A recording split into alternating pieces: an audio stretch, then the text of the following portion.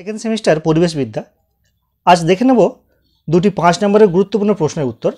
যার প্রথম প্রশ্ন দেখো, ম্যালথাসের জনসংখ্যা তত্ত্ব, প্রশ্নমান 5। তো এই প্রশ্নটি তোমাদের এবছরের জন্য অত্যন্ত গুরুত্বপূর্ণ একটি প্রশ্ন। রবার্ট ম্যালথাস জন্মেছিলেন ইংল্যান্ডে।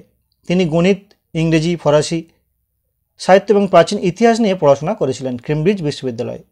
ম্যালথাসকে বলা হয় জনসংখ্যা বিজ্ঞানের জনক। তার an essay on the principle of population as it affects the future improvement of society প্রকাশিত হওয়ার পর তার তত্ত্ব প্রচণ্ড বিতর্ক সৃষ্টি করেছিল, যা 200 বছরের বেশি সময় ধরে অব্যাহত রয়েছে। ম্যালথাস তার তত্ত্ব অত্যন্ত সরলভাবে 3টি প্রস্তাবের মধ্যে তুলে ধরেছিলেন, যেমন জনসংখ্যা অনিবার্যভাবে খাদ্যের দ্বারা সীমাবদ্ধ, অত্যন্ত শক্তিশালী এবং বাহ্যিক বাধা ছাড়া খাদ্য সরবরাহ বেড়ে গেলে জনসংখ্যা অবশ্যই বেড়ে যায়, এবং এই বাধাগুলো যেসব বাধা জনসংখ্যা বৃদ্ধির অনেক বেশি শক্তিশালী প্রবণতাকে সীমিত করে রাখে এবং খাদ্যের সরবরাহের ক্ষেত্রে সাথে সঙ্গতিপূর্ণ রাখে, তার সবগুলোকে নৈতিক সংযম, পাপ এবং দারিদ্র্য হিসাবে দেখা যায়। ম্যালথাসের মতে সমাজের অগ্রগতির পথে সবচেয়ে বড় বাধা হচ্ছে খাদ্যের সরবরাহের তুলনায় সব ধরনের প্রাণী বেড়ে যাওয়ার প্রবণতা। জনসংখ্যা বাধা না পেলে প্রতি প্রজন্মে তা দ্বিগুণ হয়ে যায়। যদি জনসংখ্যা 25 বছরে দ্বিগুণ হয়ে যায়, তাহলে খাদ্য উৎপাদনও দ্বিগুণ হওয়া প্রয়োজন। কিন্তু কোনো দেশের খাদ্য উৎপাদন যদি 25 বছরে দ্বিগুণ হয়ে যায়, পরবর্তী 25 বছরে তা কোনো ক্রমেই দ্বিগুণ করা সম্ভব নয়। প্রত্যেক প্রজাতি বৃদ্ধি পায় জ্যামিতিক হারে, অর্থাৎ 1, 2, 4, 8, 16, 32, 64 এইভাবে। কিন্তু খাদ্য সরবরাহ বৃদ্ধি পায় পাটিগাণিতিক হারে, যেমন 1, 2, 3, 4, 5, 6 এইভাবে। এর তাৎপর্য হচ্ছে 2 শতাব্দীতে তত্ত্বগতভাবে জনসংখ্যা এবং খাদ্যের অনুপাত দাঁড়াবে 256:1 এবং 3 শতাব্দীতে তা হবে 4096 অনুপাত হারে 13। ম্যালথাসের তথ্য ত্রুটিমুক্ত নয়। প্রথমত, জনসংখ্যা বৃদ্ধি অর্থ হচ্ছে খাদ্য সরবরাহ বৃদ্ধি। এটা না হলে পৃথিবীতে মৃত্যুহার বেড়ে যেত।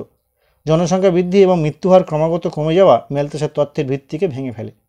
দ্বিতীয়ত, পৃথিবীতে জনসংখ্যা বৃদ্ধি ও মৃত্যুহার হ্রাসের পাশাপাশি জীবনযাত্রার মানের যে বিস্ময়কর উন্নতি অনেক দেশে হয়েছে, তাও ম্যালথাসের বক্তব্যকে দুর্বল করে দিয়েছে।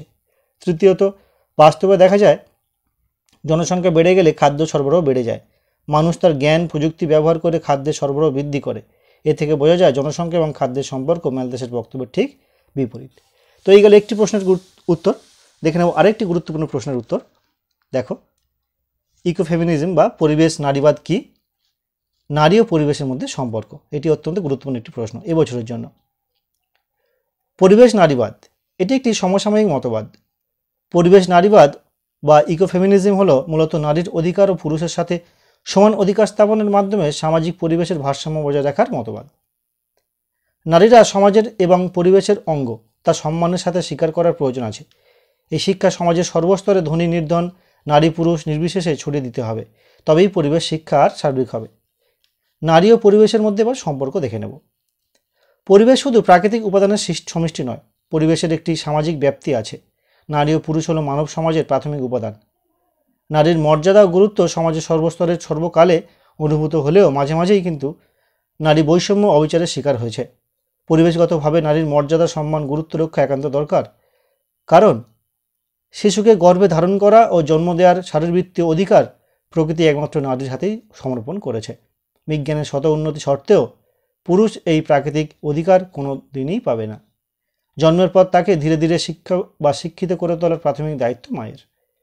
2, নারী জাতির মধ্যে শিক্ষার বিস্তার শিশুর স্বাভাবিক প্রবণতা বৃদ্ধি করে। 3, সুস্থ সবল সামাজিকভাবে সচেতন মা সর্বদা শিশুর মৃত্যুর হার কমায়। শিশুকে অপুষ্টি এবং সংক্রামক রোগের হাত থেকে রক্ষা করে, সন্তানের সংখ্যা সীমিত রাখতে উদ্যোগী হয়। ব্যক্তি স্বাতন্ত্র্যের বাতাবরণ সৃষ্টি করে এবং তার সন্তানের মধ্যে ভালো মন্দের ধারণা গড়ে দেয়। সেই সাথে ভবিষ্যৎ নাগরিকদের মধ্যে সুনাগরিকের কর্তব্য সম্বন্ধে সচেতনতার বিকাশ ঘটায়। 4, নারীর মর্যাদা রক্ষার মাধ্যমে পরিবারের শৃঙ্খলা রক্ষিত হয়। 5, স্ব উপার্জিতা নারী পরিবারের আয় বৃদ্ধির মাধ্যমে পারিবারিক পুষ্টির দিকে বিশেষ নজর দিতে সক্ষম হয়। 6, নারী ও পুরুষের মধ্যে সামাজিক বিভেদ দূর হলে সার্বিক প্রতিযোগিতার বাতাবরণ সৃষ্টি হয় এবং সেক্ষেত্রে পুরুষ ও নারীর কর্মপরিবেশ আরও সুদক্ষ হতে পারে। 7. শিক্ষিত ও সচেতন নারী পরিবারের সদস্যদের মধ্যে মাদক আসক্তি কমাতে পারে, ফলে শুধু যে পরিবারের সদস্যদের স্বাস্থ্যই সুরক্ষিত হয় থাকে, পাশাপাশি পরিবারের শান্তিও সুনিশ্চিত হয়। 8. দূষণের হাত থেকে পরিবেশকে রক্ষা করতে পারে সচেতন নারী, যার প্রমাণ আমরা একাধিক পরিবেশগত আন্দোলন সেক্ষেত্রে নারীদের ভূমিকা হিসেবে লক্ষ্য করে থাকি। তো এই ছিল আজকের ভিডিওর বিষয়বস্তু। আজকের প্রশ্নের উত্তরটি কেমন লাগলো অবশ্যই কমেন্ট করে জানিও, পারলে একটি লাইক করো এবং বন্ধুদের সঙ্গে অবশ্যই শেয়ার করো।